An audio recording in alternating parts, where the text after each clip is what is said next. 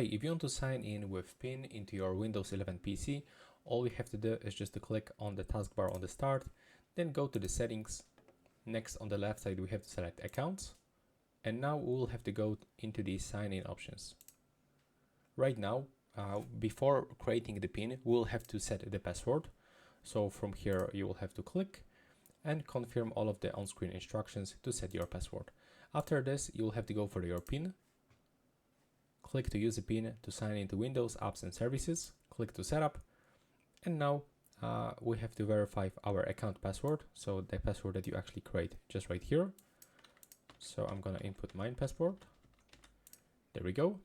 And when your password is correct, you can create the PIN. So it's a fast and secure way to sign into your device, apps and services. You can also click on this switcher with the left mouse button to include letters and the symbols.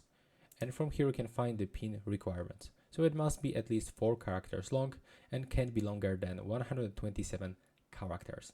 May include uppercase, letters, lowercase, digits, special characters, but we cannot can be a number pattern such as 1, 2, 3, 4, 5, 6, or for example 1, 1, 1, 1. So we cannot put very simple PIN. So in my case, it will be, for example, okay, it's in my case 2025. When you click on this icon with the left mouse button, you will be able to see your PIN. Now confirm with the same one below and click OK.